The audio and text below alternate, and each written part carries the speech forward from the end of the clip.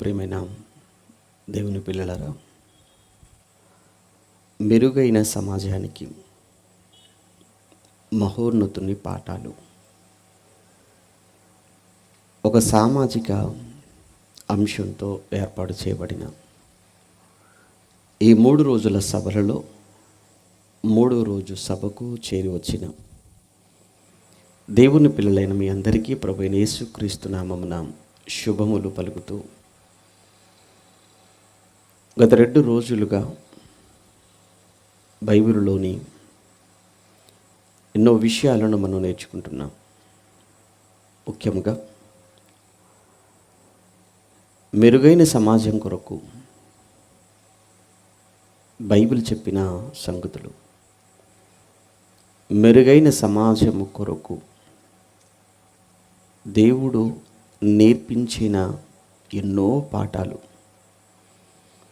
ఒక్కొక్క పాఠాన్ని ప్రత్యేకంగా మనం మాట్లాడుకోవడం ప్రారంభిస్తే 365 రోజులు కూడా సరిపోవు. అన్ని పాఠాలు బైబిల్లో ఉన్నవా? అవును. ఎన్నో మానవ సమాజానికి ప్రయోజనకరమైన, ఉపయోగకరమైన పాఠాలు బైబిల్ ప్రపంచ మానవాళికి ప్రయోజనకరమైన ఎన్నో విషయాలు బైబిల్లో దేవుడు రాయించాడు. అందులో ఒక విషయాన్ని మనం మొదటి రోజున జ్ఞాపకం చేసుకున్నాం. మనం ఏ ప్రభుత్వంలో ఉన్నామో ఆ ప్రభుత్వానికి సహకరించాలి ప్రజలు. ఆ ప్రభుత్వంలోని అధికారులకు ప్రజలు లోబడాలి. ఆ చట్టాలను గౌరవించాలి. ఒక అద్భుతమైన విషయాన్ని యేసుక్రీస్తుల వారు చెప్పడమే కాదు, తను ఆచరించి చూపించాడు అనేది మొదటి దినాన మనం నేర్చుకున్న ఒక మంచి అంశం. ఇక గత రాత్రి ప్రపంచం అభివృద్ధి చెందాలి, ప్రపంచంలో దేశాలన్నీ బాగుండాలి, ఒక మంచి సమాజముగా మారాలి అంటే ఆ సమాజంలో ఉండకూడనివేంటో చెప్పాడు మహానుభావుడు. అదే వర్ణ, లింగ, జాతి, ఆర్థిక అసమానతలు, వివక్ష లేని సమాజముగా ఎప్పుడు ఈ సమాజం మారుతుందో అప్పుడు ఈ సమాజం ఒక ఉన్నతమైన స్థానానికి, ఒక మెరుగైన సమాజముగా అది పరిడవిల్లుతుంది అన్నది గత రాత్రి మనం విన్నటువంటి పాఠంలో ముఖ్యమైన విషయం. ఇలాంటివి చాలా ఉండగా బైబిల్లో మరొక విషయాన్ని ఈరోజు మీకు జ్ఞాపకం చేయాలని, మీకు నేర్పించాలని మీ ముందు నిలుచున్నాను. ప్రియులారా, మన భారతదేశ చరిత్రను చూసినప్పుడు భారతదేశ చరిత్రలో ఎన్నో మూఢనమ్మకాలు, అలానే ఎన్నో సాంఘిక దురాచారాలు అనేవి ప్రాచీన భారతంలో ఉండటం మనకు తెలుసు. కొన్ని మార్చుకుంటూ వచ్చినా, సరిచేయబడుతూ వచ్చినా, నేటికి కూడా ఇంకా కళ్ళ ముందు కనబడుతున్న కొన్ని సాంఘిక దురాచారాలు, కొన్ని ఈ సమాజాన్ని ఇప్పటికీ పట్టి పీడిస్తున్నాయి. ఇప్పటికీ ఈ సమాజాన్ని నాశనం చేస్తున్న వాటిలో ఒకటి వరకట్నం అనేది. ఇది లోకంలోనూ క్రైస్తవ్యంలో కూడా ఉండటమే దురదృష్టకరం, చాలా భయానకమని చెప్పాలి. నిజంగా మెరుగైన సమాజము కొరకు మహోన్నతుడైన దేవుడు ఏమి నేర్పించాడు అని ప్రశ్నించే వారికి బైబిల్ నుంచి ఈరోజు నేర్పించే పాఠం ఇది. ఎందుకంటే నిత్యము మనం చూస్తున్నాం, మనం వింటూనే ఉన్నాం. అది ఉత్తర భారతమైన, దక్షిణ భారతమైన, యావత్తు భారతావనిలో వరకట్నం అనే ఈ పిశాచి, ఈ మహమ్మారి ఎన్ని కుటుంబాలను కబలించేసిందో, ఎంతమంది స్త్రీల చావుకు కారణమైందో ఒక్కసారి గతాన్ని మనం చూస్తున్నాం, వర్తమానంలో మనం ఆలోచిస్తున్నాం. సగటు భారతీయుడుగా సమాజం పట్ల బాధ్యత కలిగిన ఏ వ్యక్తికైనా బాధ కలుగక మానదు. ఒక సర్వేలో వెల్లడైన ఒక భయంకరమైన నిజం ఏంటంటే, రోజుకు 24 గంటల్లో సగటున 18 మంది వివాహితులు, 18 మంది వివాహమైనటువంటి స్త్రీలు చంపబడుతున్నారు, లేదా తమ్మును తామే చంపుకుంటున్నారు. అంటే ఒక రోజుకు సుమారు 18 మంది దేశవ్యాప్తంగా బలవుతున్నారు. అంటే దీని వెనకాల ప్రధానమైన కారణం ఏదో కాదు, ఈ వరకట్నం. ఇది చాలా కుటుంబాలను నిరాశలోనికి, నిస్పృహలోనికి, ఎన్నో కుటుంబాలను దుఃఖాన్ని, ఎన్నో కుటుంబాలను విషాదములోనికి నెట్టిన పరిస్థితిని మనం చూస్తున్నాం. ప్రియులారా, మరి ఇటువంటి ఈ సాంఘిక, ఈ దురాచారం, ఈ వరకట్నం అనే దాని గురించి బైబిల్ చెప్పినటువంటి విషయం, బైబిల్లో రాయబడిన సంగతులు ఏమున్నాయి? 1961లో భారతదేశం చట్టం చేసింది. చదువుకున్న వాళ్ళగా మీకు తెలుసు, డౌరీ ప్రొహిబిషన్ యాక్ట్, డిపి అంటున్నారు. అంటే వరకట్న నిషేధిత చట్టం. ఎందుకు చేయవలసి వచ్చింది ఈ చట్టం? ఒక చట్టం చేశారు అంటే దీని వలన ఎంతమంది బాధపడుతున్నారు, ఎంతమంది బాధితులుగా ఉన్నారు, ఎన్ని కుటుంబాలు నలిగిపోతుంటే ఈ చట్టం చేయాలి. వివాహ సమయంలో కానీ, వివాహ అనంతరము కానీ ధనాన్ని గుర్చి, బంగారాన్ని గుర్చి, భూములను గుర్చి అడిగినా, బలవంత పెట్టినా ఈ యాక్ట్ ప్రకారంగా వారికి 3 నుంచి 5 సంవత్సరాల వరకు జైలు శిక్ష పడేటువంటి అవకాశం ఉంది. ప్రియులారా, ఇంత బలమైన ఈ డిపి యాక్ట్ తీసుకుని వచ్చారు అంటే దీన్ని మనం చిన్నగా మనం ఆలోచించకూడదు. దీనిలోని తీవ్రత ఎంత ఉందో మనకు తెలియాలి. ఇక సమాజం అంటే సరే, ఎందుకంటే వారికి తెలియదు, బైబిల్ లేదు, జ్ఞానం లేదనుకుంటున్నాం. కానీ క్రైస్తవులము కదా, మరి మన గురించి ఏంటి? మనం ఈ సమాజంలో దేవుడు మన కొరకు ఒక అద్భుతమైన మాట చెప్పాడు. మన గురించి, మన కొరకు ఆయన చెప్పిన, మనం ఎలా ఉండాలని ఆయన కోరుకున్నాడో, ఈ సమాజంలో ఆయనను నమ్మిన, వెంబడిస్తున్న వారు ఏ స్థాయిలో ఉండాలని, ఎలా ఉండాలని ఆయన మాట్లాడాడో ఒక మాట బైబిల్లో మనం చూడక తప్పదు. మత్తయి సువార్త 5వ అధ్యాయం 14వ వచనంలో, మత్తయి వ్రాసిన సువార్త 5వ అధ్యాయం 14వ వచనంలో, మీరు ఎవరు? మనమే మీరు అన్నాడు కదా, ఎవరి కొరకు మాట్లాడుతున్నాడు? మన గురించి మాట్లాడుతున్నాడండి ఆయన. మీరు లోకమునకు మీరు లోకమునకు వెలుగై ఉన్నారు. క్రీస్తును నమ్మి క్రైస్తవులుగా పిలువబడుతూ క్రీస్తు అడుగుజాడల్లో నడుచుకుంటున్నామని చెప్పుకుంటున్న మనం, లేదా మీరు లోకమునకు వెలుగై ఉన్నారు. లోకమునకు వెలుగుగా ఉండవలసిన నీలో చీకటి, లోకమును వెలిగించవలసిన నువ్వు ఆరిపోయిన వాడుగా ఉంటే ఎలా అవుతుంది?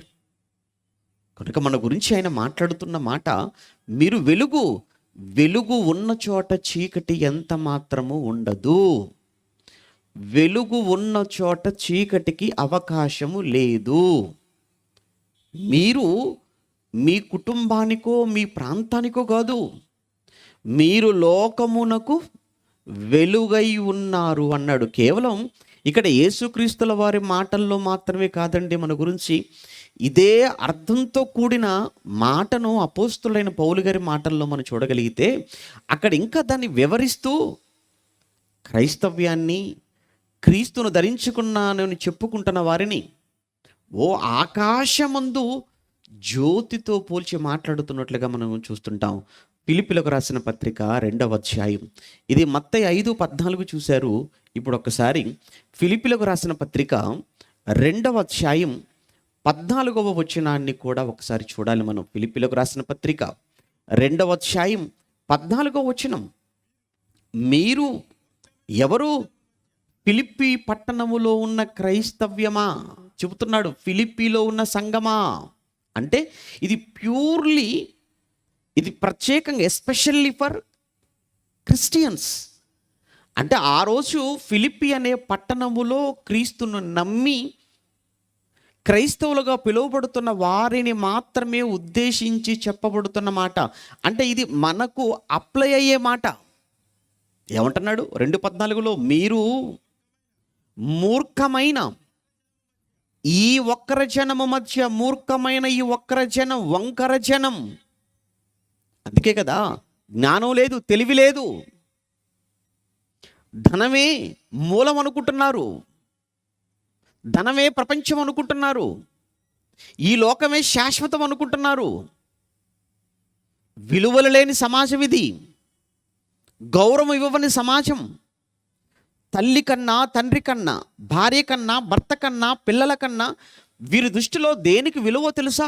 డబ్బు. నిజమండి.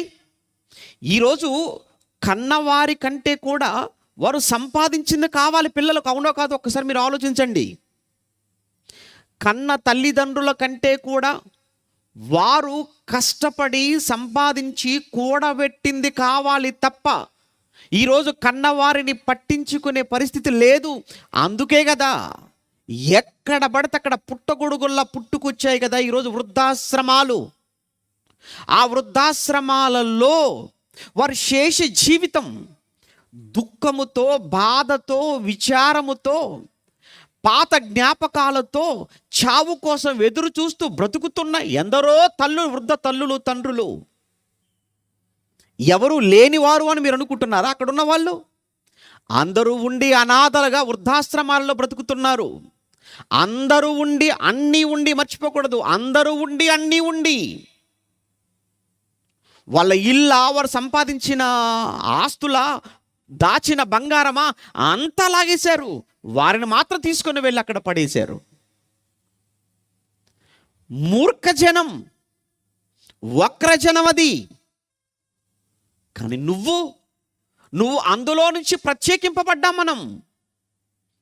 మూర్ఖులకు ఈ తరము వారికి వేరై అని ఏ రోజైతే బాప్తిస్మానికి ముందు పేతురు గారు చెప్పారో, ఆ రోజు వేలాది మందితో ఇదే మాట నువ్వు బాప్తిస్మం తీసుకున్నప్పుడు నీకు చెప్పాడు బోధకుడు. నువ్వు వచ్చావు బోధకుడి దగ్గరకు, అయ్యా వాక్యం విన్నానయ్యా, మారు మనసు వచ్చేసింది, ఇప్పుడు నన్ను ఏం చేయమంటావు? ఈ లోకానికి వేరైపో, ఈ తరానికి వేరైపో. వేరై యేసు నామములో బాప్తిస్మం తీసుకో, రక్షణ పొందుకో. ఆ రక్షణను మనం తీసుకున్నామంటేనే ఈ తరానికి మనం వేరయ్యామని అర్థం. మరలా ఈ తరానికి వేరై మరలా ఈ తరములో ఉన్న వీరి ఆలోచనలు, వీరి పద్ధతులు, వీరి అలవాట్లు వాక్యం సమర్థించదని తెలిసినా మరలా వీటిని ఎందుకయ్యా నువ్వు వెంట పెట్టుకుని వచ్చావు సంఘములోనికి? ఇవి మరలా ఎందుకు కనబడుతున్నాయి సంఘములో? సంఘములోనికి వచ్చిన తర్వాత, క్రైస్తవ్యంలోకి వచ్చిన తర్వాత క్రీస్తు చెప్పిన, క్రీస్తు చేసిన, దేవుడు పెట్టిన పద్ధతులు తప్ప ఎక్కడ ఎప్పుడు మానవ పద్ధతులకంటూ ఇందులో చోటు లేదు, ఉండకూడదు. అదే చెప్తున్నాడు ఇక్కడ ఫిలిప్పీలకు రాసిన పత్రికలో 2వ అధ్యాయం 14వ వచనం మనం చదువుకుంటున్నాం. మరలా చదువుదాం. మీరు మూర్ఖమైన వక్ర జనము మధ్య ఎలా ఉండాలో తెలుసా? ఎలా ఉండాలని ఆశపడుతున్నాడో తెలుసా నీ తండ్రి? ఎలా ఉండాలని కోరుకుంటున్నాడో తెలుసా దేవుడు మనల్ని? నిరపరాధులుగా ఉండాలి. నిరపరాధులు, ఎవరు కూడా నీ మీద అపరాధాలు మోపడానికి వీలు లేదు. వాళ్ళు చేశారు తప్పు, అదే తప్పు నువ్వు చేస్తావా? ఎక్కడుంది బైబిల్లో? బైబిల్ ఎక్కడ దాని గురించి మాట్లాడుతుంది? ఈ మధ్యకాలంలో అందరికీ బాగా అలవాటైపోయినది ఏంటంటే, చేసే ప్రతి వెధవ పనికి, చేసే ప్రతి తప్పుడు పనికి బైబిల్లో ఉన్న వాక్యాలను జోడించి సమర్థించుకోవటం బాగా అలవాటైపోయింది. అవునో కాదు ఒక్కసారి మీరు ఆలోచించండి. సినిమాలు చూడొచ్చని బైబిల్లో ఉందా అని అంటాడు, డైరెక్ట్గా కావాలి వీడికి. సిగరెట్టు తాగొచ్చని బైబిల్లో ఉందా? బీడీలు తాగకూడదని బైబిల్లో ఉందా? అంటే డైరెక్ట్గా బీడీ తాగకూడదు, సిగరెట్ తాగకూడదు, మద్యం తాగకూడదు, గంజాయి తీసుకోకూడదు, డైరెక్ట్గా ఉండాలి. డైరెక్ట్గా ఉంటేనే మేము చేస్తాం. చూసారా? అంటే వీళ్ళు చేసేవి మానుకోలేక, వాటిని బయటికి రాలేక, వాటిలో నుంచి మాకు డైరెక్ట్ కావాలి. అలానే కట్నం తీసుకోవద్దని ఉందంటావా? కట్నం తీసుకోవద్దని బైబిల్లో ఉందా? డైరెక్ట్ అడుగుతున్నారు మనోడే, అడుగుతున్నారు మన వాళ్ళు. ఏదైనా డైరెక్ట్ ఉండాలన్నమాట. డైరెక్ట్గా ఉంటేనే తప్ప నువ్వు చేయవన్నమాట. ఏమండి ఏమంటున్నాడు ఇక్కడ? మీరు నిరపరాధులను, నిష్కలంకులు, నిరపరాధులుగా మీరు ఉండకండి. నిష్కలంకులుగా మీరు దేవుని కుమారులగునట్లు, మీరు దేవుని పిల్లలు కావాలి అంటే, దేవుని పిల్లలు అవ్వాలి అంటే నిరపరాధులుగా జీవించండి. ఈ జనము మధ్య కలంకము లేని వారుగా ఉండండి, వక్ర జనము మధ్య. అలానే అనింద్యులుగా జీవించండి, బ్రతకండి. ఎందుకంటే వారిలో నుంచి వచ్చారు. వారిలో నుంచి ఎప్పుడైతే నువ్వు వేరైపోయి ఇందులోనికి వచ్చావో అందరి చూపు నీపైనే. నేను చేసేదే వీడు చేస్తున్నప్పుడు ఏమాత్రం దానికి అందులోకి నేనెందుకు వెళ్ళాలన్న ఆలోచన వాడికి కలుగుతుంది. మనం ప్రత్యేకింపబడిన వారం. ప్రత్యేకింపబడిన వారం అన్న సంగతి నీకు అర్థమైనప్పుడు నీ మాటల్లో ప్రత్యేకత, చూపుల్లో ప్రత్యేకత, బ్రతుకులో ప్రత్యేకత, అలవాట్లలో ప్రత్యేకత, జీవితమే ఒక ప్రత్యేకంగా ఉండాలి కదా. ఎక్కడుందయ్యా? ఎక్కడుంది అని ఆయన మాట్లాడుతూ, అనింద్యులు దేవుని కుమారులగునట్లు మీరు సనుగులను, సంశయములను మీరు మానుకోండి. ఈ మాటలు చెబుతుంటే చాలా ఇబ్బందిగా అనిపిస్తుందేమో. ఇప్పుడు ఇది ఎందుకు ఎత్తుకున్నాడు రా బాబు, అసలే సెట్ అయిపోయి అంతా అయిపోయింది, ఆల్రెడీ నేను తీసేసుకున్నాను, ఆల్రెడీ మేము ఇవ్వడానికి రెడీ అయిపోయాము అని ఆల్రెడీ అయిపోయిన వాళ్ళు సనుగులు, సంశయములను మానుకోండి. అది మీకే మంచిది. ఎందుకంటే మీరు సనుగుతున్నారు అంటే సంహారకుడిని పంపుతాడు. సంహారకుడు వచ్చాడు అని అంటే అసలు పెళ్ళైపోద్ది. తెలియందే ఉంది బైబిల్ మనకు. వారు సనిగి సంహారకుని చేత సంహరింపబడిరి. చరిత్ర. నీ మనసులో నువ్వు ఏమనుకుంటున్నావో నువ్వు అనుకుంటున్న క్షణంలోనే ఆయన దగ్గరికి వెళ్ళిపోతుంది ఇన్ఫర్మేషన్. అంత బాగా ఉంటుందండి రిసీవింగ్. అంత బాగా పనిచేస్తాయండి పరలోకంలో రిసీవర్సు. ఇంకా మనసులో ఇంకా ఆలోచన పుట్టక ముందే తెలిసిపోతుంది అక్కడ. అందుకే చాలా జాగ్రత్తగా ఉండాలి. ప్రక్క వాళ్ళు విన్నా పర్వాలేదేమో కానీ అసలు ఆయన వినకూడదు. వీళ్ళ వలన మనకు వచ్చే సమస్య కంటే ఆయన వలన వచ్చే సమస్య చాలా పెద్దది. ఏమంటున్నాడు? సనుగులను సంశయములను మాని సమస్త కార్యములను మీరు చేయుడి. అట్టి జనము మధ్యను మీరు జీవవాక్యమును చేత పట్టుకొని లోకమందు జ్యోతుల వలె కనబడుచున్నారు. లోకమందు జ్యోతుల వలె కనబడుచున్నారు అన్నాడు. జ్యోతిగాను కనబడాలి, ఒక వెలుగు కనబడాలి. నీ యొద్ద నీలో ఏ మాత్రము కూడా చీకటి కనబడటానికి వీలు లేదయ్యా. పాప సంబంధమైన ఏ కార్యము నీ యొద్ద నీలో కనిపించడానికి వీల్లేదు. ఏమండి, ఒకప్పుడు ప్రారంభం ప్రాచీన భారతదేశములో అమ్మాయికి వివాహానికి ముందు అప్పటికి చాలా చిన్నతనంలోనే వివాహాలు చేసేవారు. మనకు తెలియదు ఏముంది, బాల్య వివాహాలు మన దేశ చరిత్రలో. అప్పుడు అబ్బాయి నిలదొక్కుకోవటానికి ఏ విధమైన ఆర్థిక ఇబ్బందులు తలెత్తకుండా ఉండాలి అని వాళ్ళు ఏదో సపోర్టుగా కొంత ఇచ్చేవాళ్ళు. అది నెమ్మదిగా కాలక్రమేణా అది ఏమైపోయిందనంటే ఆఖరికి వాళ్ళు ఇచ్చేదాని మీదనే ఆధారపడే పరిస్థితికి వచ్చేసింది ఈరోజు. అవునో కదా, మీరు ఆలోచించండి. అది వాళ్ళు ఇచ్చేదాని మీదనే ఆధారపడే పరిస్థితి. దీని గురించి బైబిల్ చెప్పలేదని మీరు అనుకోకండి. బైబిల్ చాలా తేటగా చాలా స్పష్టంగా చెప్పింది. మరల ఒక మాట జ్ఞాపకం చేస్తాను. వివాహం నిలబడాలి 10 కాలాలు అంటారు. వివాహ వ్యవస్థ పటిష్టంగా ఉండాలి, బలంగా ఉండాలి అంటే రెండు ప్రధానం. రెండు చాలా ప్రధానమైనవి. ఈ రెండు ఏంటంటే వివాహ వ్యవస్థకు బలమైన పునాదులు. అదే సమయంలో కుప్పకూలిపోవాలన్నా ఆ రెండే, నిలబడాలన్నా రెండు, కుప్పకూలిపోవాలన్నా రెండు. అందులో ఒకటి అక్రమ సంబంధం, రెండు డబ్బు, క్యాష్. ఇవి రెండే. ఒక్కసారి మీరు ఈరోజు జరుగుతున్నటువంటి వాటన్నిటిని మీరు ఒక్కసారి ఆలోచించండి. ఏ వివాహ బంధంలోనైనా కానీ గొడవలు, ఏ వివాహ బంధమైనా బలహీనపడుతుంది. ఎవరైనా విడిపోవటానికి సిద్ధంగా ఉన్నారు. ఈరోజు కోర్టులో పెండింగ్లో ఉన్నాయి విడాకుల కేసులు. అంటే ఏముందయ్యా వెనకాల అని మీరు ఎంక్వైరీ చేస్తే ఇవి రెండు తప్ప మరొకటి ఉండవు.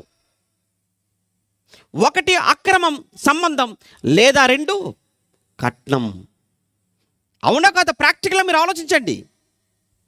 ఇవి రెండు తప్ప మూడో కారణం ఏమి ఉండదండి. ఒకటి అక్రమ సంబంధాలు, భార్య మరొక పురుషుడితో, భర్త మరొక స్త్రీతో. వద్దు, వెళ్ళిపోతాం విడాకులకు. అదే సమయంలో డబ్బు డబ్బు డబ్బు డబ్బు, కట్నం కట్నం కట్నం. ఈరోజు ఒక్కసారి మీరు ఆలోచించండి. ఇది ఇంతటితో పోయేది కాదు. దీని గురించి ఎందుకు చెప్పవలసి వస్తుంది అని అంటే దీనితో చాలా విషయాలు లింకప్ అయి ఉన్నాయి. వరకట్నం వెనకాల చాలా విషయాలు లింకప్ అయి ఉన్నాయి. ఎన్ని విషయాలు దీనితో ముడిపడ్డాయో ఒకసారి ఒక మాట చెప్తాను, ఆలోచించండి. ఈరోజు వివాహమైన తర్వాత భార్య భర్తలుగా ఆడబిడ్డను కనాలంటే భయపడుతున్న పరిస్థితి. అవునో కాదు, మీరు ఆలోచించండి. ఈరోజు వివాహమైన తర్వాత దంపతులుగా ఆడబిడ్డను కనటానికి ఆలోచించాల్సిన పరిస్థితి ఏర్పడింది. ఎందుకు? మగపిల్లలు ఎందరినైనా కనాలనుకుంటున్నారు, కానీ ఒక్క ఆడబిడ్డ ఇంటిలోనికి అడుగు పెట్టింది అనగానే మొహం మార్చేసుకొని మూతి తిప్పుకొని భార్య వైపు కోపంతో ఇంట్లో అత్త మామ ఏంటి ఒక్క ఆడబిడ్డను, ఇక 2 ఆడపిల్లలైతే, ఇక 3 ఆడపిల్లలైతే, కొంతమంది మగబిడ్డవాడు పుట్టేంత వరకు ఆడపిల్లలు. ఇక పుట్టిన తర్వాత ఆడపిల్లల విషయంలో అందరినీ ఆడపిల్లలే కంటున్నావు కదా అని చెప్పి భర్త మరొకరిని వివాహం చేసుకునే సందర్భాలు మన సమాజంలో ఎన్ని చూడట్లేదు. నీకు అందరూ ఆడపిల్లలే, నువ్వు నాకు వద్దు అని విడాకులిచ్చి మరొకరిని వివాహం చేసుకున్నవారు కొందరైతే, ఉంటుండగానే మరొకరిని పెళ్లి చేసుకున్నవారు మరొకరైతే, భార్యని చంపినవాడు ఒకడు, లేదా మరొకటి దుర్మార్గుడైతే, పుట్టిన ఆడబిడ్డను తెలిసిన తర్వాత పుట్టిన ఆడబిడ్డను పుట్టుకలోనే చంపిన దుర్మార్గులు ఎందరో. అంతెందుకు, దేశంలో రోజు రోజుకి పెరుగుతున్న వేటు తెలుసా? హత్యలు, భ్రూణ హత్యలు, గర్భస్రావాలు, అబార్షన్స్. మీరు జరుగుతున్న అబార్షన్లు ఒక్కసారి మీరు ఆలోచించండి, మనసు పెట్టి ఆలోచించండి. లోన మగబిడ్డ ఉన్నాడని తెలిసి అబార్షన్లు ఎవడని చేయిస్తాడా? లోపల ఉన్నది మగబిడ్డే కనుక అబార్షన్ చేయిస్తున్నాను అన్నవాడిని ఎవరని మీరు చూపించగలరా? జరుగుతున్న అబార్షన్లు ఎవరో తెలుసా? ఆడపిల్ల. అంటే ఆడబిడ్డ అయితే వద్దు మాకు. ఎందుకు? ఆడబిడ్డ అంటే ఎత్తుకెళ్ళిపోద్ది, మగబిడ్డ అంటే తెచ్చి పెడతాడు. పోగొట్టేది ఆడబిడ్డ, కూర్చేది మగబిడ్డ. ఆడపిల్ల అనగానే మైనస్ అన్నట్టు, మగబిడ్డ అనగానే ప్లస్ అన్నట్టుగా. అవునో కదా? ఒకసారి ఆలోచించండి. ఈ మాటలు మీరు వినండి. మీకు తెలుసు, సమాజంలో ఒక పనికి మాలిన వాడు మాట్లాడుతుంటాడు, తండ్రి అని చెప్పుకోవడానికి సిగ్గుపడాలి. ఎంతమంది అయ్యా పిల్లలు అంటే ఒక ప్లస్ ఒక మైనస్ అండి. ఇది తీసుకు లోపల పడేయద్దు. ఇంకోటి గర్వంగా చెప్తుంటాడు, ఏమన్నా ఎంతమంది పిల్లలంటే 2 ప్లస్. అబ్బో, అంటే 2 అంటే మాకు రావడమే తప్ప పోవడం ఏమీ లేదనమాట. మాకు గర్భఫలము దేవుడిచ్చి బహుమానము అని బైబిల్లో అంత చక్కగా చెప్పిన తర్వాత, ఈ ఆడబిడ్డ కూడా లేక ఎందరో దంపతులు పిల్లలు లేక ఎన్నో స్థలాలు, ఎన్నో క్షేత్రాలు, ఎన్నో హాస్పిటల్స్, ఎంతోమంది వైద్యులు, ఎన్నో లక్షల రూపాయలు తిరుగుతున్నా, ఖర్చు పెట్టినా పిల్లలు కలగటం లేదు అని ఎంతో మానసిక వేదనకు గురైపోయి తమ్మును తాము చంపుకున్న దంపతులు లేరా సమాజంలో? అలాంటిది ఎవరైతే ఏంటయ్యా?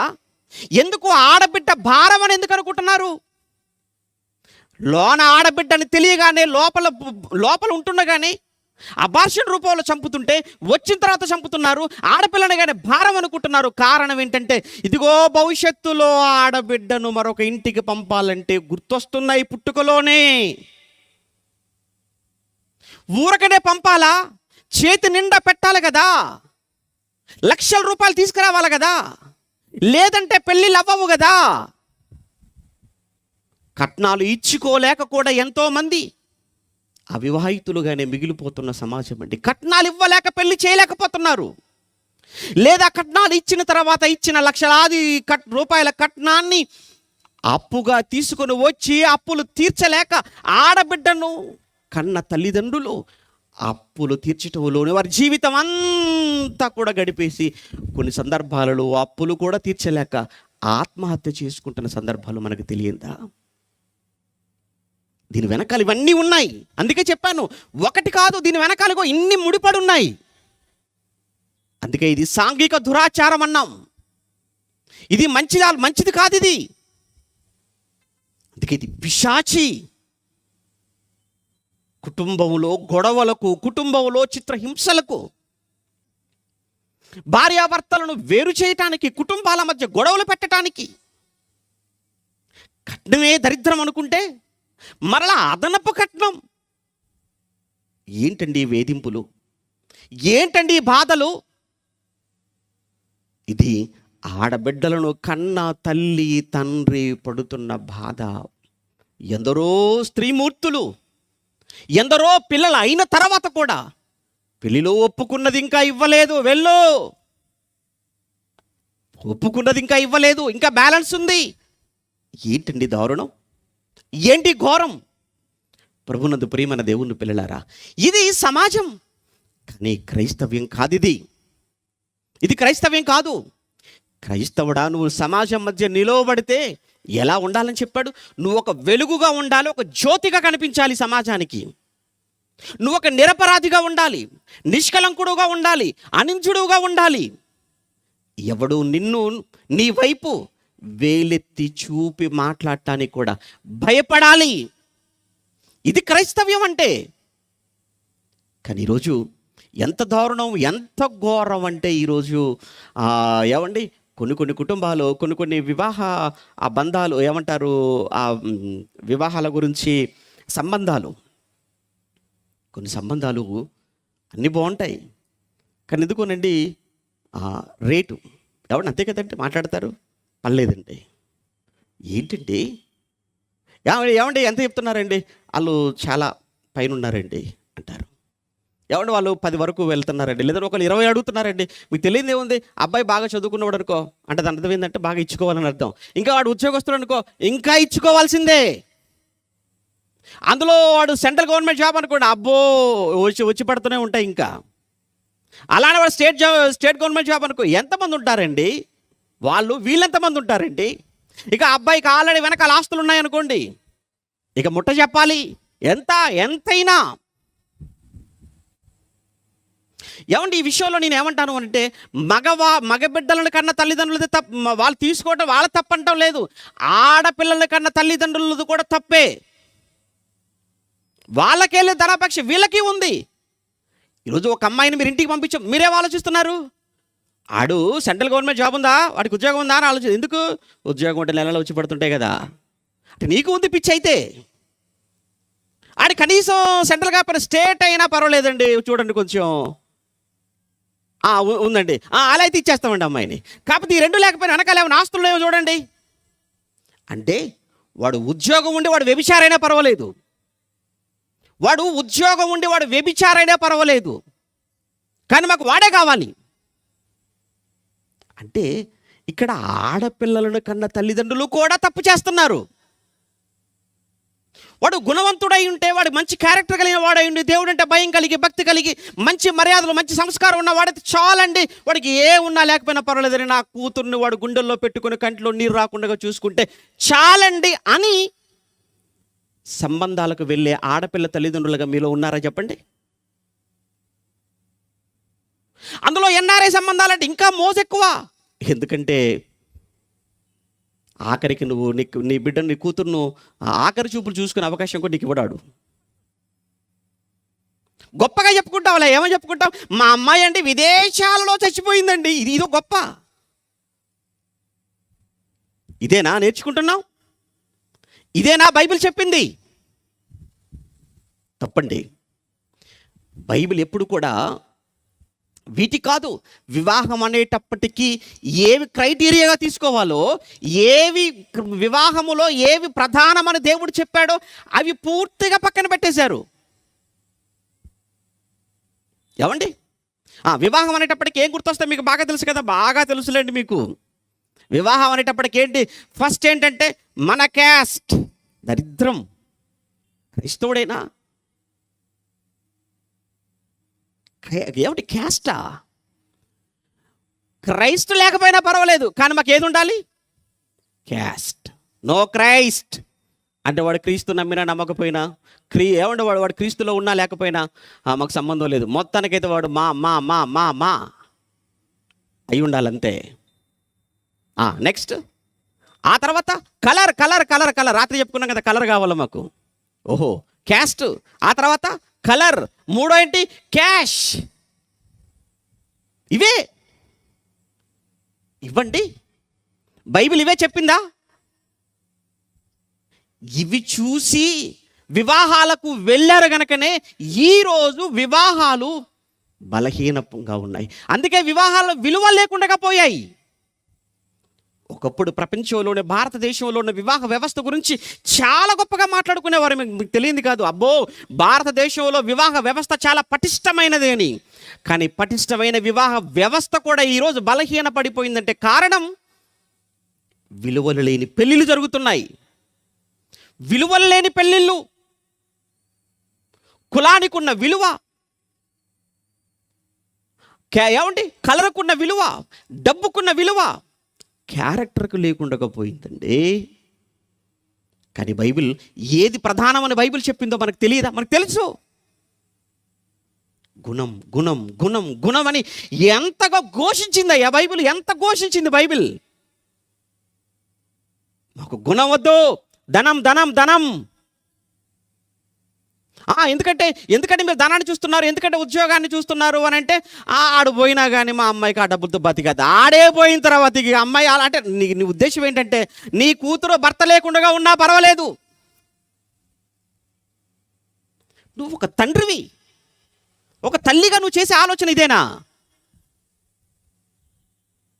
కూతురు అల్లుడు కళ్ళ ముందు ఆనందంగా సంతోషంగా, ఏ గొడవ లేకుండా, ఏ సమస్య లేకుండా చక్కగా ఇరువురు కలిసి దేవునిలో ఉంటే ఎంత ఆనందం అది. ఇది కోట్లలో ఉందనుకుంటున్నావా? ఇది బంగారంలో ఉందనుకుంటున్నావా? ఇది లేదయ్యా, అందులో లేదు.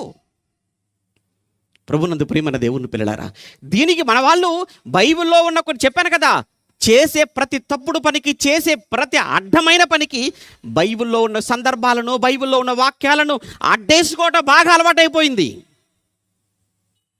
దీనికి బైబిల్లో చూపించే కొన్ని సందర్భాలు చెప్తాను. ఎందుకంటే ఏది దురాచారం అని చెప్పిందో ఈ సమాజం, దానిని బైబిల్ ఎప్పుడు కూడా ఖండించదు, ఖండిస్తుంది. బాగా గుర్తుంచుకోండి. ఏది తప్పో, ఏది మనుషునికి కీడు చేస్తుందో, ఏది సమాజాన్ని నష్టపరుస్తుందో దానికి బైబిల్ పూర్తిగా విరుద్ధం. వెంటనే మీరు బ్లైండ్గా మీరు ఫిక్స్ అయిపోవచ్చు. ఒకటి దురాచారం అని సమాజం అన్నది అంటే ఇది దురాచారం అని బైబిల్ చెప్పిన తర్వాత, ఇది దురాచారం అయితే బైబిల్ ఎట్టి పరిస్థితుల్లో దాన్ని ఒప్పుకోదు. ఎందుకంటే బైబిల్ తప్పును ఎప్పుడు ప్రోత్సహించదు, పాపాన్ని ఎప్పుడు కూడా బైబిల్ ప్రోత్సహించదు. మనకు తెలుసు కదా. ఎందుకంటే మన తండ్రి, మన నమ్మిన దేవుడు యెహోవా ఆయన పరిశుద్ధుడు. నేను పరిశుద్ధుడును కనుక మీరును పరిశుద్ధులుగా ఉండండి కోరుకున్న పరమందున తండ్రిని కలిగిన పిల్లలమండి మనం. ఆయనలో ఎక్కడ ఇసుమంతైన ఆయనలో పాపాన్ని మనం చూడలేమండి. మరి బైబిల్లో కొన్ని సందర్భాలు, అందులో ముఖ్యంగా అబ్రహాము గారు తన కుమారుడైనటువంటి ఇస్సాకుకు వివాహ నిశ్చయ సందర్భంలో ఎలియాజరు నమ్మిన బంటు గొప్ప సేవకుడు తన దాసుడును ఆ వివాహ నిశ్చయత కోసం పంపిన సందర్భంలో కొన్ని కానుకలు తీసుకుని వెళ్ళిపోతాడని చూపిస్తారు. వస్తే చూద్దామదా దాని సంగతి చూసేద్దామని. ఎందుకంటే మీకు ఎన్ని చెప్పినా మళ్ళీ బైబిల్లో ఉన్న ఇవన్నీ కూడా మళ్ళీ మీరు వాడేసుకుంటారు. ఇక భవిష్యత్తులో ఎప్పుడు కూడా ఆడ జోలికి వెళ్ళకూడదు మీరు. ఇక ఏమంటే ఆదికాండం 24వ అధ్యాయం, ఆదికాండం 24వ అధ్యాయం ప్రారంభం నుంచి వచ్చేద్దాం, ప్రారంభం నుంచి వద్దాం. ఆదికాండం 24వ అధ్యాయం, ఆదికాండం 24వ అధ్యాయం 52. అబ్రహాము సేవకుడు వారి మాటలు విని యెహోవాకు దేవుడికి సాష్టాంగ నమస్కారము చేసెను. తరువాత ఆ సేవకుడు వెండి నగలను, బంగారు నగలను, వస్త్రములను తీసి రిబకాకు ఇచ్చెను. మరియు అతడు ఆమె సహోదరునికి తల్లికి విలువగల వస్తువులు ఇచ్చెను.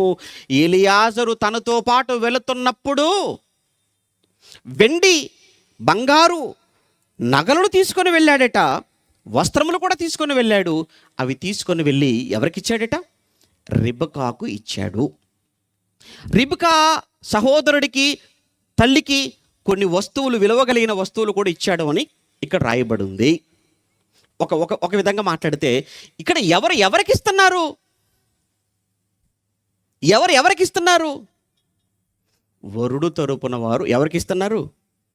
వధువుకి ఇస్తున్నారు. దీనిని ఏమన్నారు అంటే కన్యాశుల్కము అన్నారు. మీకు తెలుసు, కన్యాశుల్కము అన్నారు. అంటే కన్యకి ఇవ్వటం, కన్యకకు ఇవ్వటం. అలా అని ఇది రైటా? ఇప్పటి నుంచి ఆడపిల్లల తల్లిదండ్రులు రెచ్చిపోతారా ఏంటి? ఇది చూపించేసి మాకు ముగ్గురు తీసుకురండి అంటారా? ఎవడి అబ్రహాము గారు ఎవరు? అబ్రహాము గారు క్రైస్తవుడా? నెంబర్ 1 క్రైస్తవుడా? కాదు. 1. 2 అబ్రహాము గారు పోనీ ఇశ్రాయేలీడా? ఇశ్రాయేలీడు కూడా కాదు. ఒక క్రైస్తవుడు కాదు, ఇశ్రాయేలీడు కూడా కాదు. మరి ఎవరండి ఇతను అంటే హెబ్రీయుడు. ఇతను ఒక హెబ్రీ తెగ, హెబ్రీ జాతికి చెందినవాడు, ఇబ్రూ భాష మాట్లాడేవాడు. ఇది దేవుడేదో అబ్రహాము గారికి ఆజ్ఞాపిస్తే చేసిందా? పోనీ అబ్రహాము గారికి దేవుడు దర్శనంలో చెబితే పంపించిందా ఇదేమైనా? కాదే. అటువంటప్పుడు దీన్ని మనం ప్రామాణికంగా ఎలా తీసుకుంటాం? ఇక్కడేనంటే బైబిల్ అందరూ అపార్థం చేసుకుంటున్నారు. బైబిల్లో ప్రవక్తలు కావచ్చు, బైబిల్లో భక్తులు కావచ్చు.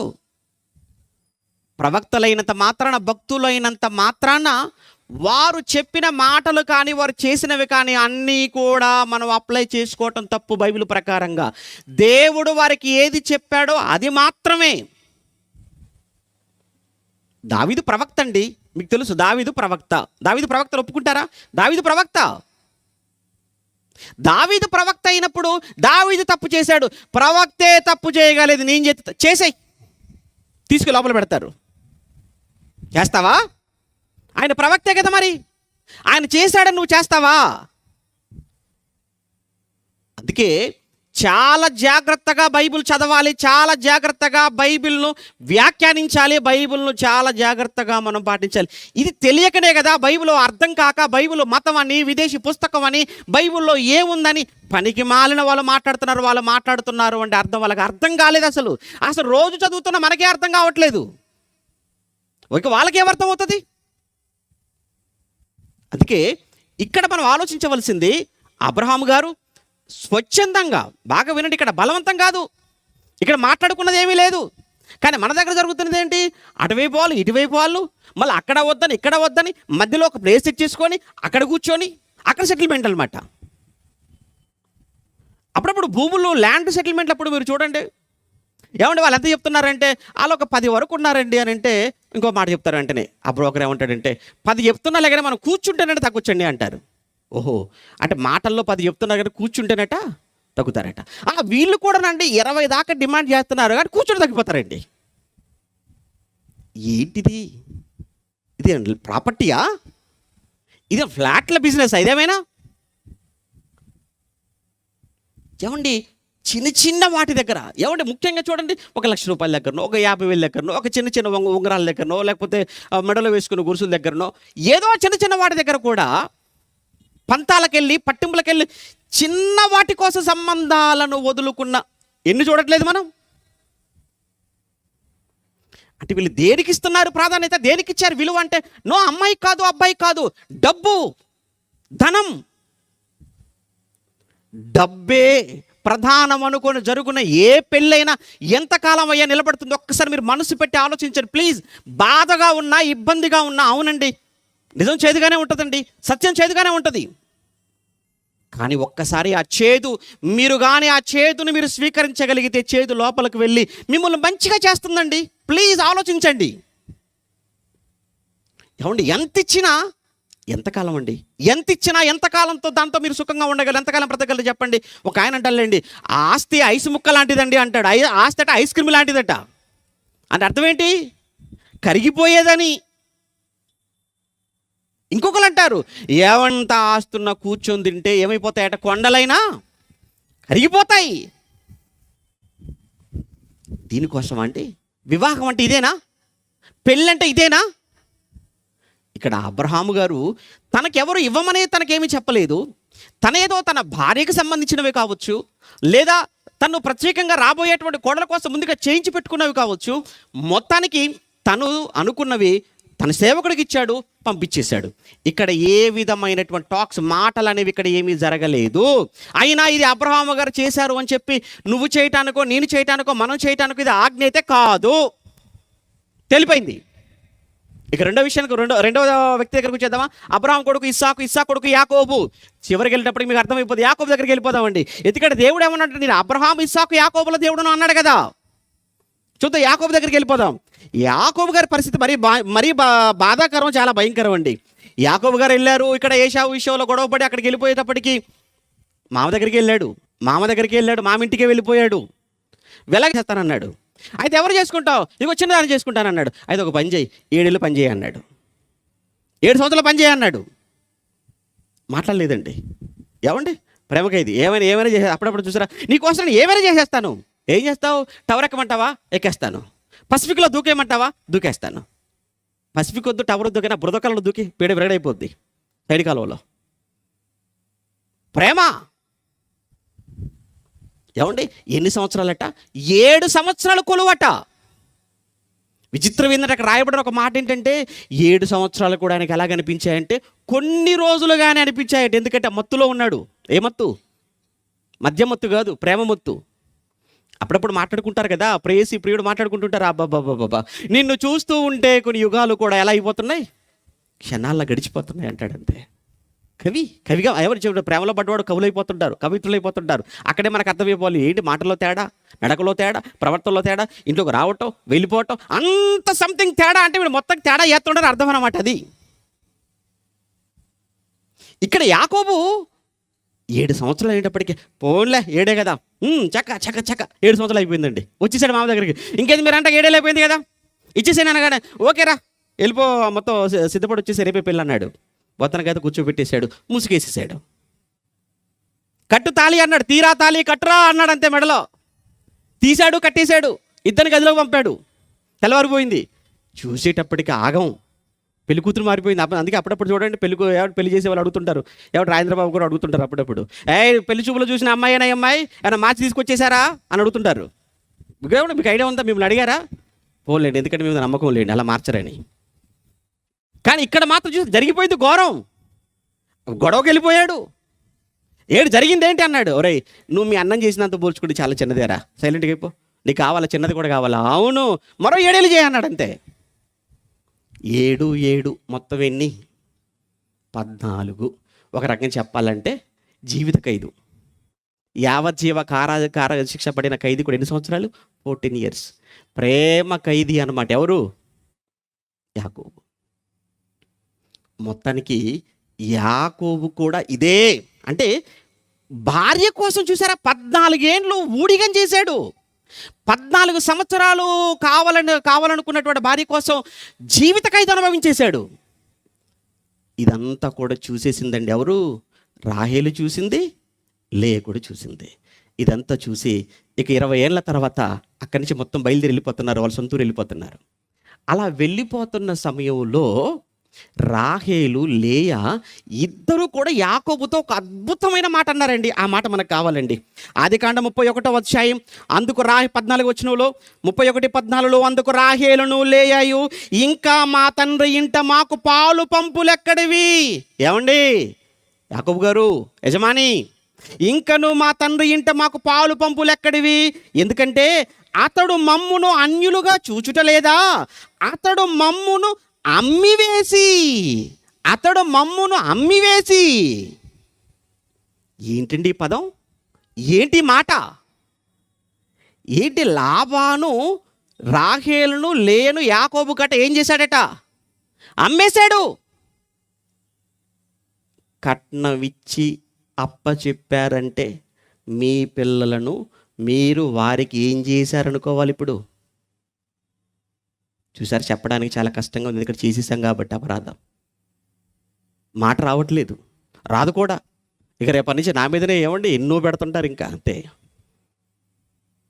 మీరు ఏవైనా అనుకోండి, బైబిల్లో ఉన్నది మాత్రం చెప్పాలి. ఏమండి, అంతే కదండి. క్రైస్తవులు అండి, మనం వెలుగ్గా ఉండవలసిన వారం అండి, లోకమందు జ్యోతులుగా కనబడవలసిన వారం అండి, మనం లోకానికి ఉప్పండి. మన కొరకు ఇన్ని మాటలు ఇంత నమ్మకంతో మాట్లాడుతుంటే, ఇన్ని చెప్పినా ఇంత నమ్మకం పెట్టుకున్న కన్న తండ్రికి బాధ కలిగించే పనులు ఎందుకండి మనం చేయాలి? అలా అని భయపడుతున్నారా? ఏమైపోతుందో? ఏమవ్వదు. మళ్ళా చెప్తున్నాను, ఏమీ అవ్వదు. ఆకాశ పక్షులు చూడండి అనలేదా తండ్రి? అవి విత్తవు, కోయవు, వాటిని పోషించగలేంది, మీరు వాటికంటే శ్రేష్ఠులు కారా? భక్తి లేదు గనుక భయపడవలసిన పరిస్థితి. ఒకవేళ భక్తితో ఉంటే నీకెందుకు? దేని కొరకు నువ్వు వరైపోతున్నావు? ఒక్కసారి ఏలియాను జ్ఞాపకం చేసుకో. కరువు, దేశం అంతా కరువు, తినడానికి తిండి లేని పరిస్థితి. ఏలియా, నేనున్నాను కదా, నేనున్నాను, నువ్వు వెళ్ళక్కడికి. ప్రభువా, భోజనం నేను చూసుకుంటాను. తినడానికి తిండే లేని సమయంలో ఏలియాకు మాంసంతో భోజనం పెట్టాడే దేవుడు. తాగడానికి నీళ్ళే లేని సమయంలో ఎక్కడో వాగులో ఉన్న నీళ్లు దేవుడు ఏర్పాటు చేశాడే. ఏమన్నా ఇవన్నీ మనం చదువుకొని వదిలేయడానికేనా? ఇవన్నీ కేవలం వినడానికేనా? చెప్పండి. ఇవన్నీ చదువుకోవడానికి వరకు మాత్రమేనా ఇవన్నీ? నో. మన జీవితాలకు అప్లై చేసుకోవాలి కదా, మన జీవితాలకు అన్వయించుకోవాలి కదా బైబిల్ను. అప్పుడే కదా నిజమైన క్రైస్తవ్యం పుట్టేది, అప్పుడే కదా నిజమైన క్రైస్తవ్యం బయటికి వచ్చేది. ఈ రోజుల్లో నకిలీ క్రైస్తవులతో పని లేదు. నిజమైన క్రైస్తవుడే కావాలి. ఆ నిజమైన క్రైస్తవులు 10 మంది ఉన్నా 50 మంది ఉన్నా చాలు ప్రపంచాన్ని తలక్రిందులు చేయటానికి. అందుకే యేసు ఒక్కడు ప్రపంచాన్ని తలక్రిందులు చేసేసాడు. మనకు చరిత్రలో మనకు కనబడుతుంది కదా. ఎంతమందిని పంపించావయ్యా ప్రపంచం కోసం అంటే, ఒకే ఒక్క నా కుమారుని పంపించాను. ఆ ఒక్కడే ప్రపంచాన్ని తలక్రిందులుగా మార్చేశాడు. అంటే ఆయనంటే రియల్ హీరో. అవసరం లేదు నకిలీలు.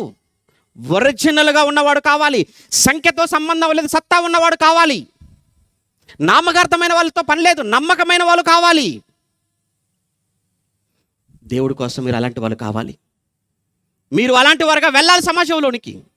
రాబోయే తరాలకు, రాబోయేటువంటి సమాజంలో ఒక మంచి మార్పుకు నాంది పలకాలి మనమే. ఆహా, క్రైస్తవం ఇంత గొప్పదా, క్రైస్తవులు ఇంత గొప్ప వాళ్ళ. ఈ సమాజం వేటి చేత పీడించబడుతుందో, వేటి చేత అనగత్రొక్కబడుతుందో, వేటి వల్ల ఈ సమాజం నాశనం అయిపోతుందో వాటన్నిటికీ వీళ్ళు వ్యతిరేకం. ఆహా, ఏంటి పద్ధతులు ఏంటి? ఎక్కడిదయ్యా మీకు? ఎవరు నేర్పించారయ్యా మీకు? బైబిల్ బైబిల్ బైబిల్ బైబిల్ దేవుడు అని మనం చెప్పగలగాలండి. ఇక్కడ మనం చూస్తున్నాం. ఏమంటే యాకోబు విషయంలో చూసారా ఏమంటున్నారు భార్యలు? మమ్మల్ని అమ్మి వేశాడు కదయ్యా నీకు, కనుక ఇక నీకు అమ్మేసిన తర్వాత ఇక నాకు వాళ్ళతో పని ఏంటి? కనుక నువ్వు నీకు ఏ దేవుడు, మాకు అదే దేవుడు, నువ్వేం చేస్తావో చెయ్యి, నీ వెనకాల మేము వచ్చేస్తాం. ఇదండి, ఇది 2. ఇక 3వ విషయం చెప్పమంటారా? ఒక సందర్భం 34వ అధ్యాయం ప్రక్కనే, 34వ అధ్యాయం ఆదికాండం 34లో షెకెము, యాకోబునకు పుట్టిన ఒకే ఒక కుమార్తె దీనా షెకెముకి వెళ్ళారు. ప్రయాణంలో ఉన్నారు. ఉన్నది ఉండక అది చూడాలి, ఇది చూడాలి, వాళ్ళని చూడాలి, వీళ్ళని చూడాలి, ఇవేనండి చాలా తలపోట్లండి.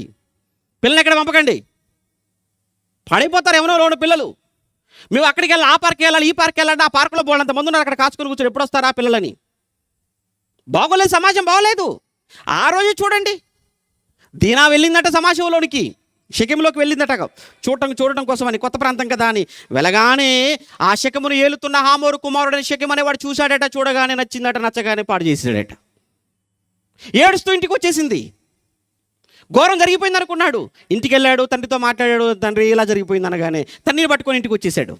వచ్చి ఏం మాట్లాడుతున్నాడు చూస్తారా? 11వ వచనంలో, మరియు షెకెము మీ కటాక్షము నా మీద రానియుడి, మీరు ఏమి అడుగుదరో అది ఇచ్చేదను, ఓలియు కట్నమును.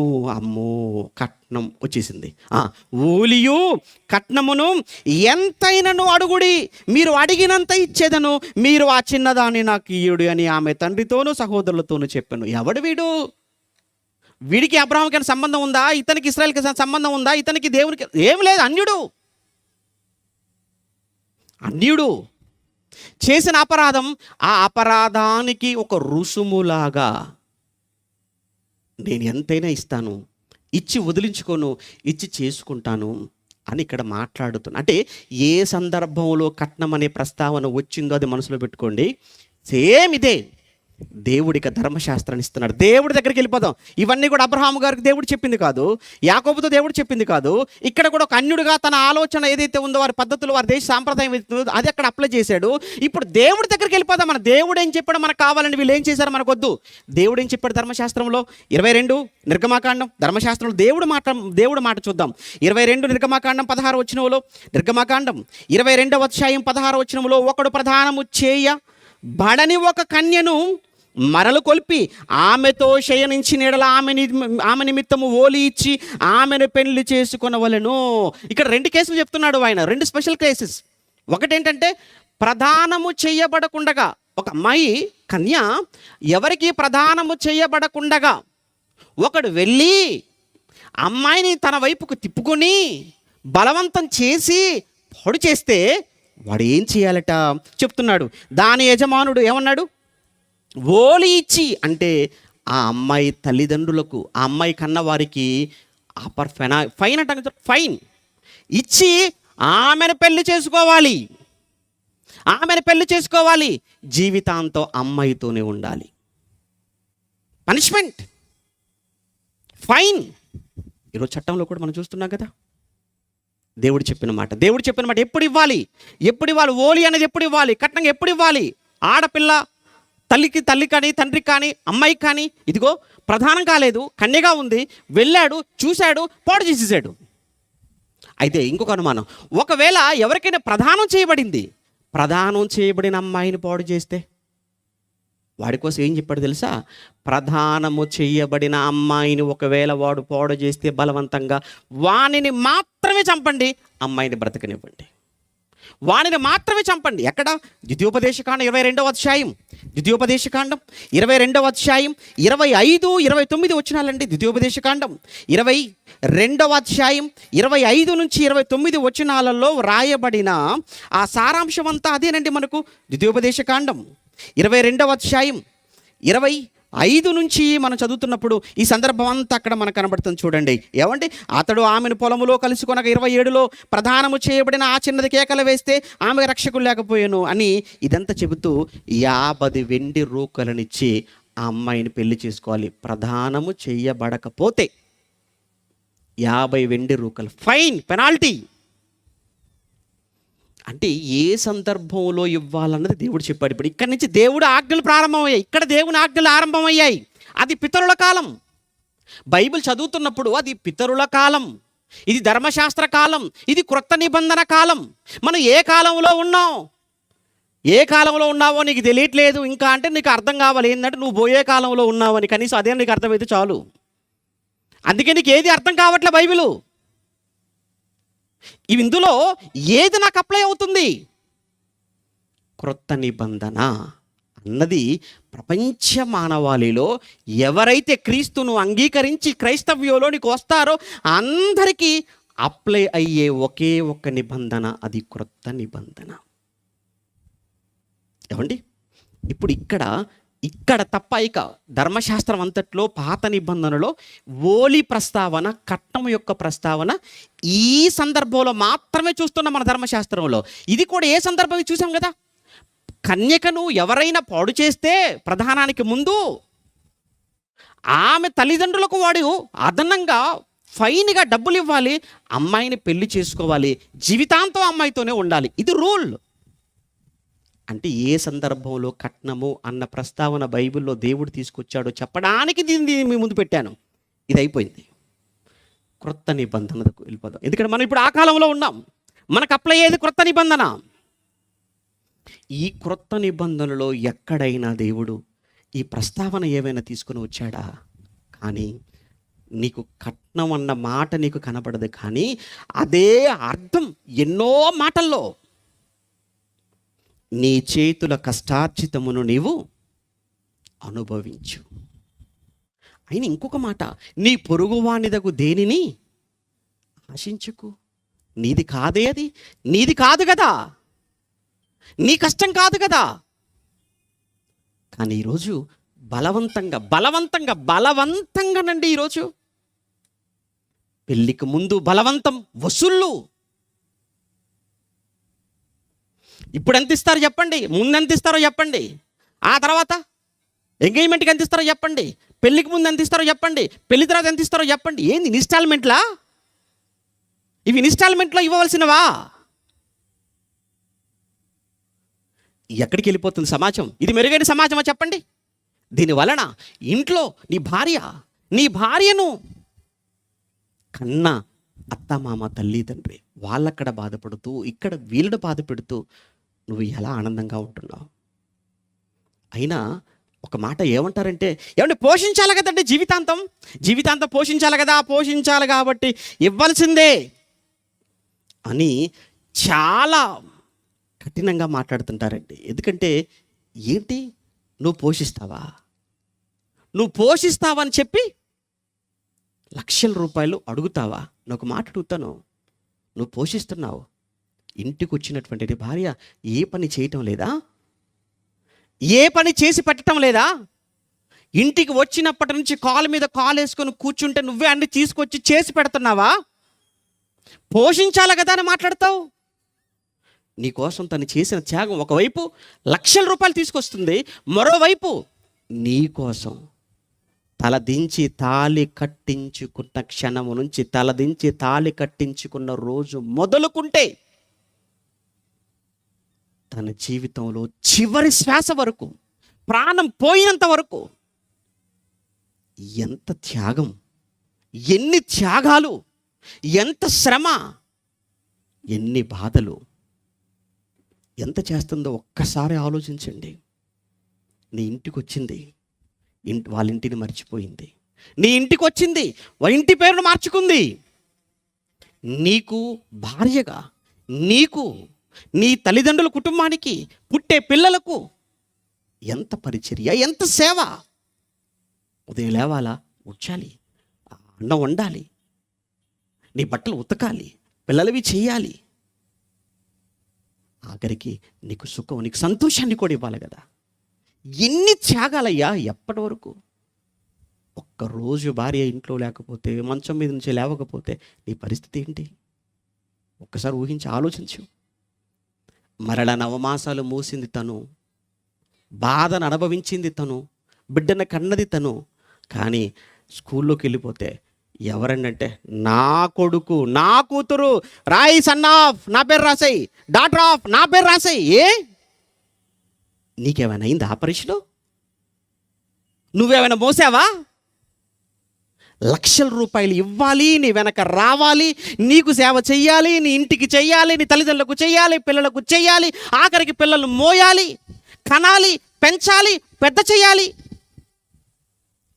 ఎంత కడతావు విలువ కట్టిప్పుడు? ఆ మాట అనటానికి నీకు మనసు ఎలా వస్తుంది? అందుకేనండి ఈరోజు ఎందుకు వివాహాలు నిలబడటం లేదు, ఎందుకు వివాహ వ్యవస్థ కుప్పకూలిపోయింది? ఇందుకే పరమార్థం తెలియక. అందుకే వీటన్నిటికీ బైబిల్ వ్యతిరేకం. మంచి సమాజం కాదు ఇది. మెరుగైన సమాజం ఏర్పడాలి, మంచి సమాజాన్ని మనం చూడాలి అంటే ఖచ్చితంగా బైబిల్ ఏది చెప్పిందో అది ఫాలో అవ్వాల్సిందే మనం. హెబ్రీ పత్రిక 13 మనందరికి తెలిసిన మాట. ముగించుకుందాం. హెబ్రీ పత్రిక 13వ అధ్యాయం 4వ వచనం. హెబ్రీ పత్రిక 13వ అధ్యాయం 4వ వచనం. ప్రతి పెళ్లి కార్డుపై కనిపించే మాట రాత్రి అన్నయ్య జ్ఞాపకం చేశారు. హెబ్రీ పత్రిక 13వ అధ్యాయం 4వ వచనంలో అందరూ చేసే తప్పు మరలా జ్ఞాపకం చేస్తారు. అందరూ చేసే తప్పు కార్డు మీద ఏమనేస్తారు? వివాహం అన్ని విషయంలో ఘనమైనది అనేస్తారు. నో, అది కాదు. బైబిల్లో అలా లేదు. వివాహము అన్ని విషయంలో ఘనమైనది గాను అని కామా పెట్టి పానుపు నిష్కల్మషమైనది గాను ఉండవలెను. ఇంకా అయిపోలేదు. వేశ్యాసంగులకును వ్యభిచారులకును దేవుడు తీర్పు తీర్చును. నువ్వు వేస్తే ఇదంతా వేయి. నువ్వేం చేశావు? కట్ చేశావు. వివాహము అన్ని విషయములలో ఘనమైనదా? ఘనమైనదిగా ఉండాలి. ఘనమైనదిగా ఉండాలి. ఉండాలి అంటే చెబుతున్నాడు. వెంటనే ఏమన్నాడు?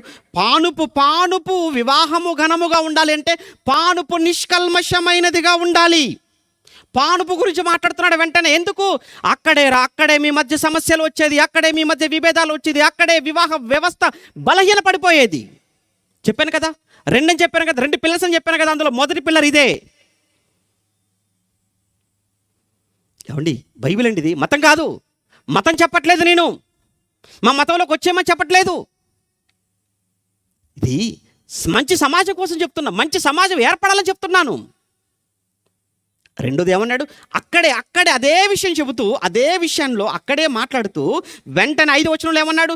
ధనాపేక్ష లేని వారై మీకు కలిగిన వాటితో తృప్తి పొందండి. ఎందుకు ఈ మాట చెప్పాడు? మరలా ఎందుకు ఈ మాట చెప్పాడు? మీరు ఆలోచించండి. ఎప్పుడు ఆ 4 దగ్గరే ఆగిపోయారు. 5 దాకా రాలేదు. మనకు అంత ఓపిక లేదు. 4 దగ్గరే ఆగిపోయారు. కిందనే ఉంది కదా 5వ వచనంలో. 4లో వివాహము ఘనమైనది గాను, పానుపు నిష్కల్మషమైన గాను, వేశ్యసంగులకును వ్యభిచారులకును దేవుడు తీర్పు తీర్చును అని చెప్పి వెంటనే ధనాపేక్ష లేని వారై మీకు కలిగిన వాటితో తృప్తి పొందండి. ఎందుకన్నాడు అంటే, ఒరే నీ వివాహము 10 కాలాల పాటు పచ్చగా ఉండాలంటే ఇవి 2 చాలా ప్రధానవురా. ఈ రెండింటిలో ఏది తేడా జరిగినా కుప్ప కూలిపోతావురా. సమాజం పాడైపోతుంది, సమాజం చెదిరిపోతుంది. అందుకే ఈ రెండింటి విషయంలో జాగ్రత్తగా ఉండండి. 1 పానుపు, 2 డబ్బు. ఈ 2 మీ మధ్య ప్రస్తావనకు రానంత వరకు, ఈ 2 మీ మనసుల్లోకి రానంత వరకు మిమ్మల్ని ఎవ్వడు వేరు చేయలేడు. ఈ రెండింటిలో ఏ ఒక్కటి మీ మనసులోనికి వచ్చినా అక్కడ బీటలు బారిపోతుంది. బలమైన బంధం బలహీనపడటం ఆరంభం అవుతుంది. ఆ తర్వాత సీన్ కట్ చేస్తే పోలీస్ స్టేషన్‌లో, అక్కడి నుంచి కోర్టు, ఆ తర్వాత వేరైపోవటం. పిల్లలు ఏమైపోవాలి? తల్లిదండ్రులు ఏమైపోవాలి? అందరికీ ఏం చెప్పుకుంటాం? ఎక్కడ తలదించుకోవాలి? ఇది కేవలం క్రైస్తవులకే కాదు, క్రైస్తవేతరుల కొరకు కూడా చెబుతున్న మాట. అందుకే ధనాపేక్ష అన్నాడు. అందుకే ధనాపేక్ష సమస్త విధములైన కీడులకు, ఎందుకనగా ధనాపేక్ష సమస్త విధములైన కీడులకు మూలం. ఆడపిల్లలను కన్నా మీరు తప్పు చేస్తున్నారు. మీరు చేసే తప్పు ఏంటంటే డబ్బున్నోడు కావాలి, గుణం ఉన్నా లేకపోయినా. అంటే మీరు కూడా ధనాపేక్ష పరులే కదా. మీరు కూడా ఆడపిల్లల కన్నా వారుగా మిమ్మల్ని కూడా హెచ్చరిస్తున్నాను. మీరు కూడా చూసేదేంటి? ఇదే చూస్తున్నారు. ఇటు మగబిడ్డన కన్నవారు కూడా, వాళ్ళు కూడా ఏం చూస్తున్నారు? వాళ్ళు ఇదే చూస్తున్నారు. ఎవడు మనకి ఇవ్వగలడు? ఈరోజు వివాహమైన తర్వాత ఏమండి, చాలామంది తల్లులు మాట్లాడే మాట, ఏమండి దానితో ఏగలేకపోతున్నారండి అంటుంది ఒక తల్లి. అత్త, ఎందుకు ఏగలేకపోతున్నావు? అన్నావు కదా, మా రేంజ్కి తగ్గట్టుగా అన్నావు కదా, వచ్చింది మరి. మరి రేంజ్కి తగ్గట్టుగా ఉండాలన్నావు కదా. ఓహో, నిన్ను మించిపోయిందనమాట అయితే రేంజ్లో. ఇంకా సరిపోయింది. ఇంకా సైలెంట్గా ఉండి గదిలోకి వెళ్ళి ముసుగేసుకొని ప్రార్థన చేయి, ఉపవాస ప్రార్థన. అంతకుమించి ఏం చేయలేము, ఎవడేం చేయలేడు ఇంకా. ఎందుకండి తప్పులు చేయాలి? సమాజం చేసింది అదే తప్పు, క్రైస్తవులంగా మనం కూడా అదే తప్పు చేద్దామా? వద్దు. ఆలోచించండి. ఇలాంటివి బైబిల్లో ఎన్నో విషయాలు, ఎన్నో సంగతులు పాఠాలుగా దేవుడు రాయించాడు. చెప్పాను కదా, ఒక్కొక్క పాఠం గురించి మాట్లాడుతూ పోతే 365 రోజులు కూడా సరిపోవని చెప్పాను కదా. 3 రోజులు ఏం మాట్లాడమంటారు? మాట్లాడేశాం. సమయం కూడా అయిపోయింది. కళ్ళు మూసుకోనండి. ప్రేమ కలిగిన మా కన్న తండ్రి, మీకు వందనాలు నాయన. ఇప్పటి వరకు మీ పిల్లలతో కలిసి మీ జ్ఞానాన్ని పంచుకోవడానికి మీరు అనుగ్రహించిన ఈ గొప్ప అవకాశాన్ని బట్టి తండ్రిగా మీకు కృతజ్ఞతలు చెల్లిస్తున్నాం. అన్నింటికన్నా ముఖ్యముగా తండ్రి, వాతావరణం, సభలకు ముందు రోజు వాతావరణ పరిస్థితి చూస్తే, ఆ తర్వాత రోజు నుంచి ఈ రోజు వరకు పరిస్థితిని చూసినప్పుడు, కన్న తండ్రిగా ఈ సభల పట్ల, సభలు పెట్టిన మీ బిడ్డల పట్ల, అన్నిటికన్నా ఈ మాటలు విన్న మీ పిల్లల పట్ల మీకున్న దయ ఏంటో మాకు అర్థమైంది. మంచి వాతావరణంలో 3 రోజుల సభలు దిగ్విజయంగా జరిగించడానికి మీరు చేసిన ఈ భాగ్యానికి మీకు వందనాలు చెల్లిస్తూ, సభల ఏర్పాటులో మరొక్కసారి ప్రత్యక్షంగా పరోక్షంగా శ్రమించిన ప్రతి ఒక్కరిని మీరు పేరు పేరున జ్ఞాపకం చేసుకోండి. ఈ ప్రాంతంలో వయసులో పెద్దవాడు, నాకన్నా అనుభవంలో పెద్దవాడు అయినా మీ కుమారుడికి మీరు ఇచ్చిన మంచి మనస్సు తండ్రి, చిన్నవాడినైనా ముందు నిలువ పెట్టి నువ్వు మాట్లాడు అని నాకు మైక్ ఇచ్చి అవకాశం ఇచ్చి తన పెద్ద మనసును చాటుకున్నా అన్నయ్య రాజేంద్ర అన్నయ్య కోసం, వారి సంఘం కోసం, వారి ప్రాంతంలో ఉన్న సేవకులందరి కోసం, వారు చేస్తున్న పరిచర్య కోసం ప్రార్థిస్తున్నాం. ఈ తరంలో ఈ జ్ఞానాన్ని మాకు నేర్పించిన మీ కుమారులు, మా తండ్రి గారు జయశల్ గారికి మంచి ఆరోగ్యాన్ని, ఆయుష్ను ప్రసాదించమని వేడుకుంటూ, వచ్చిన మీ బిడ్డలు తిరిగి వెళుతుండగా క్షేమంగా వారు చేరవలసిన చోటుకి చేర్చమని, మీ చిత్తమైతే ప్రాణాలతో ఉంటే, మీ కుమారుడు రాకడ ఆలస్యం అయితే మరొక మారు కలుసుకొని మీ జ్ఞానాన్ని పంచుకొని పర్యంతం మమ్మల్ని అందరినీ మీ కృపలో కాపుదలలో భద్రపరిచి కాపాడమని క్రీస్తునామని ప్రార్థన అడుగుతున్నాము తండ్రి. ఆమేన్.